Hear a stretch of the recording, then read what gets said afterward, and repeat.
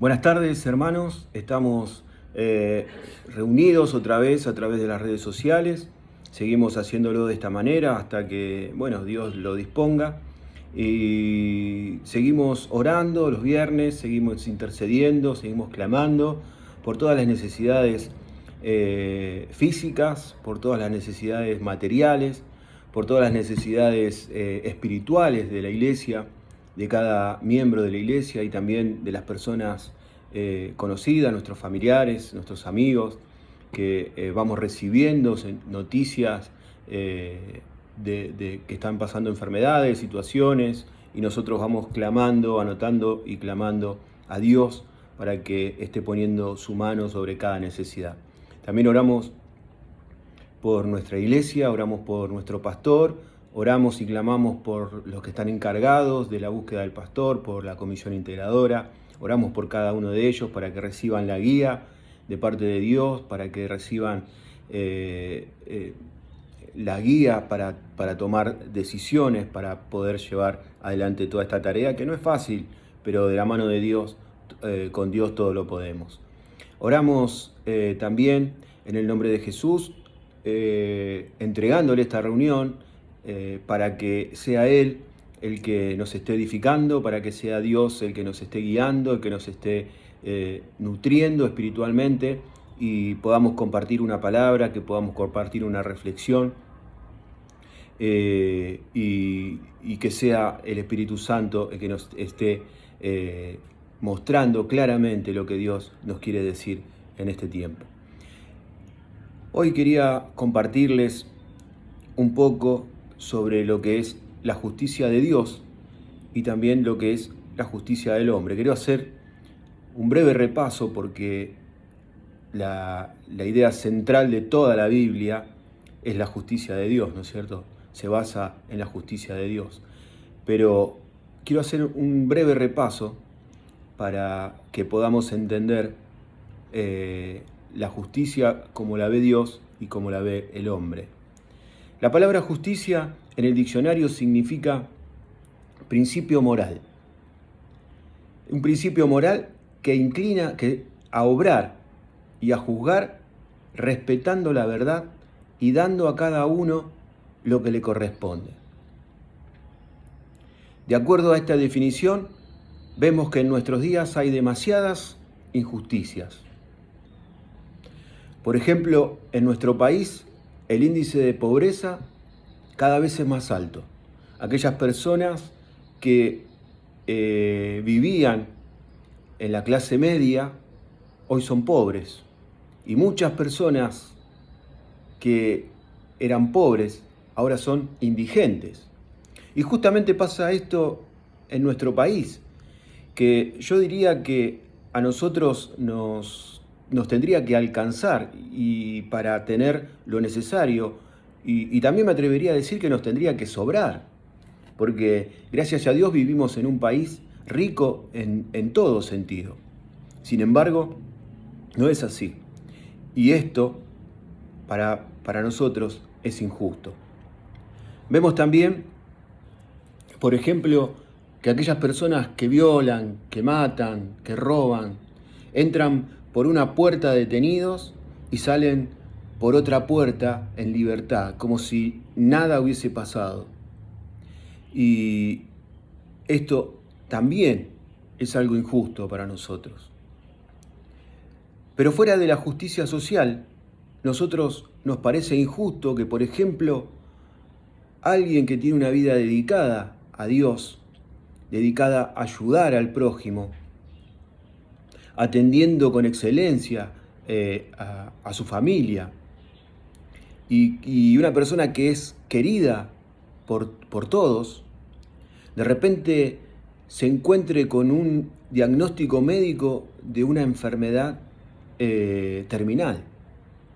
O que la misma persona de repente muera en un accidente, incluso cuando se dirige a predicar la palabra de Dios. Esto a nosotros también nos parece injusto, porque nosotros decimos que no se lo merece, no se merece ese tipo de final, y que otra persona sí se lo merece, Decía, ¿por qué no le pasa esto a él? Mirá la vida que tiene. ¿Y por qué le pasa a esta persona que supuestamente tiene una vida dedicada a Dios? En la palabra de Dios vemos que el rey Salomón tiene un encuentro con Dios. En sueños se le presenta a Dios. Y Dios le dice, pedime lo que quieras que yo te dé. Y Salomón le pide sabiduría. Le pide sabiduría por sobre todas las cosas materiales. Y Dios se la da de una manera que no se la dio a ningún otro hombre.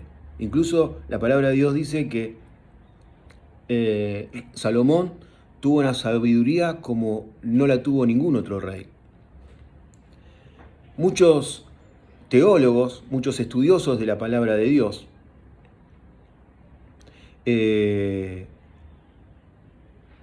entienden que fue Salomón el que escribió el libro de Eclesiastés. Y lo dicen basado en que en el capítulo 1 de Eclesiastés, él se presenta como el hijo de David. Y también se presenta como el rey de Israel en Jerusalén. Es precisamente también en el capítulo 1 de Eclesiastés que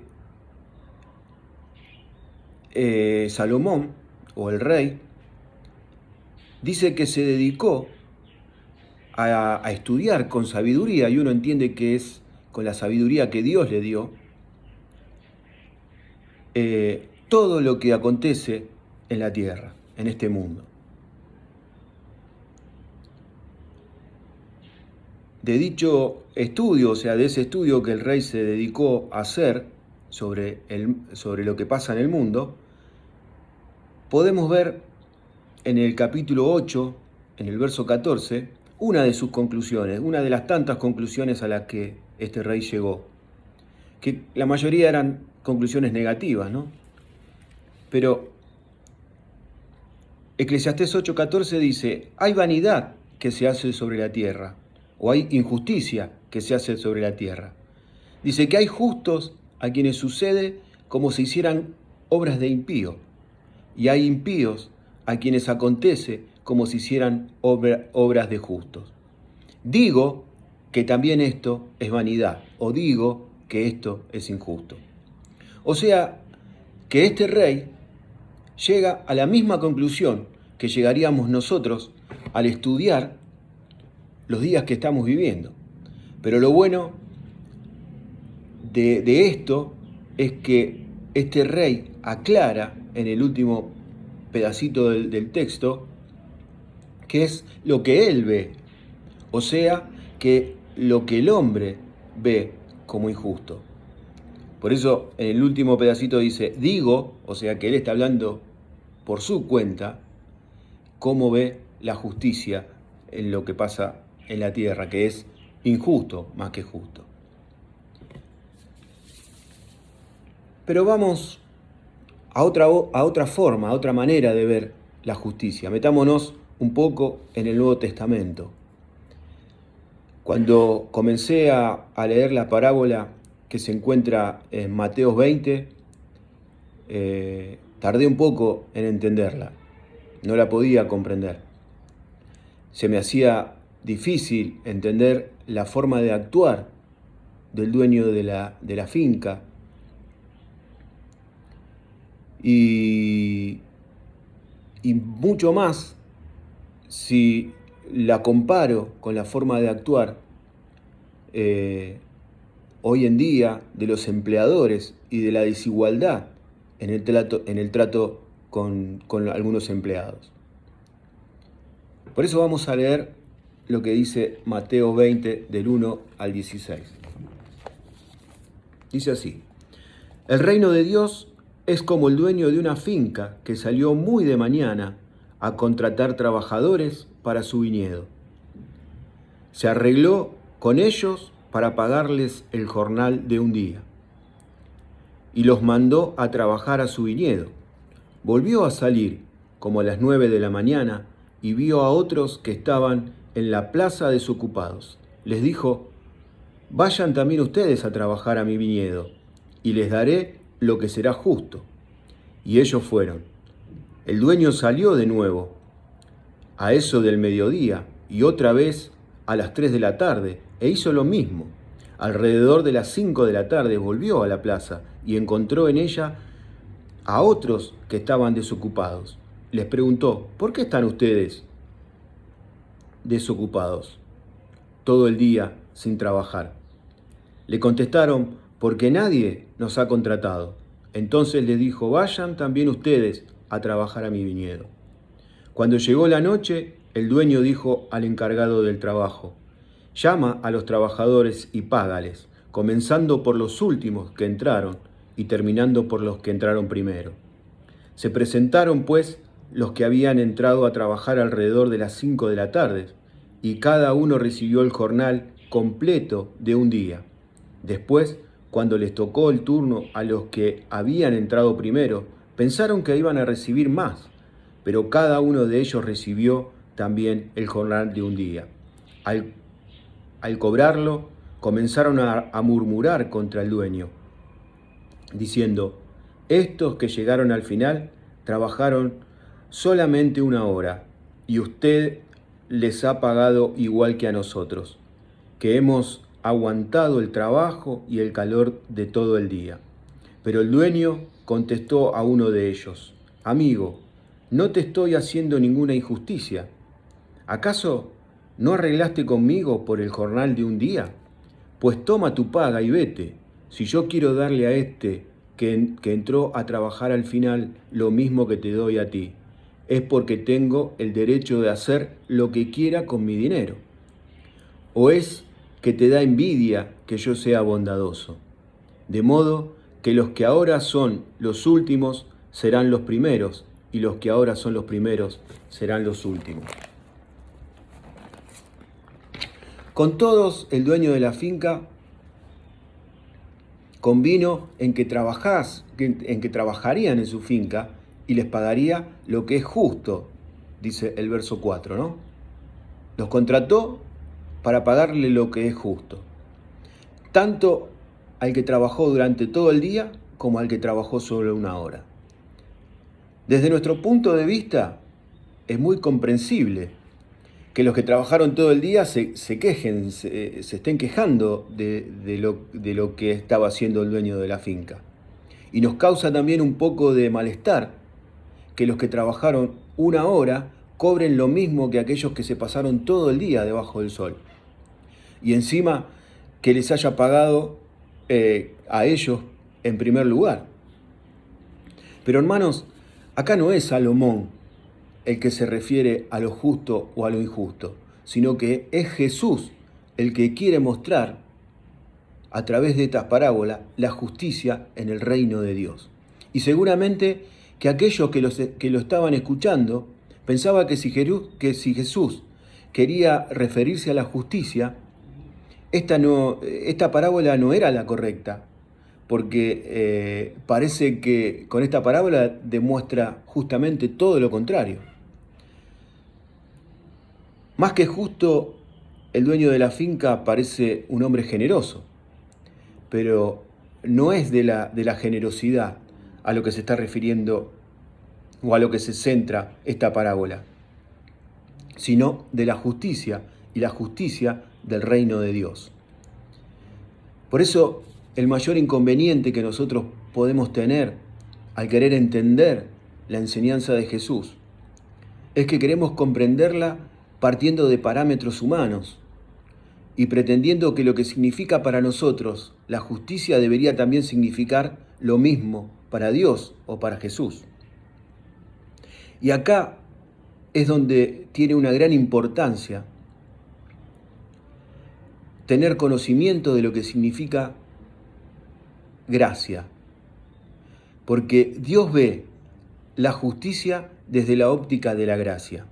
Es como si para leer la parábola y entender la justicia del reino de Dios nos tendríamos que poner los lentes de la gracia para poder ver esto con claridad.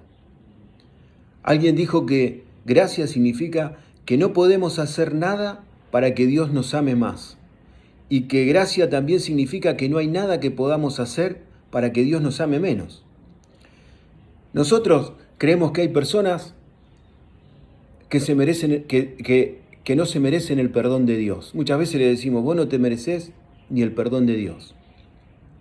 Pero Dios nos ve a todos por igual.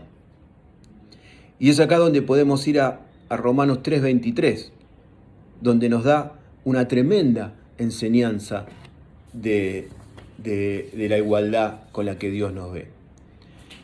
Romanos 3:23 dice, por cuanto todos pecaron y están destituidos de la gloria de Dios, siendo justificados gratuitamente por su gracia, mediante la redención que es en Cristo Jesús. Para los hombres, algunos son merecedores de la salvación y otros se merecen el infierno. Para Dios, todos somos pecadores y Dios envió a Jesús a morir por todos. O sea, que toda la humanidad, no hay distinción de personas, toda la humanidad es potencialmente salvo. Lo único que tienen que hacer es aceptar a Cristo como su Salvador. Dios, hermanos, Dios no tiene en cuenta nuestro pasado, no nos evalúa por lo que merecemos, por nuestros logros o por nuestro trabajo realizado. Se trata de su favor en acción, y ese favor en acción que se derrama para todos de igual manera. Y ese favor de Dios en acción se llama Jesucristo. Así que resumiendo y para terminar, lo que nosotros comprendemos por justicia no es lo que Dios, no es como la ve Dios a la justicia. Para que nosotros podamos entender la justicia tenemos que saber lo que significa la gracia. Tenemos que verlo con esa óptica, tenemos que ponernos los lentes de la gracia para poder ver la justicia de Dios. Y si nosotros entendemos que somos salvos por gracia y Jesucristo es nuestro Salvador, es ahí que nosotros vamos a entender lo que es la justicia del reino de Dios. Así que hermanos, los bendigo sus vidas, oro para que el Señor nos esté mostrando claramente la diferencia que hay entre la justicia como la ve el hombre y la justicia como la ve Dios. Porque de esa manera nosotros vamos a poder mirar al que tenemos al lado, sea cristiano o no lo sea, pero todos somos merecedores de la gracia de Dios, o Dios derramó su gracia por todos. Lo único que tenemos que hacer es aceptar a Cristo como Señor y como Salvador. Que Dios los bendiga.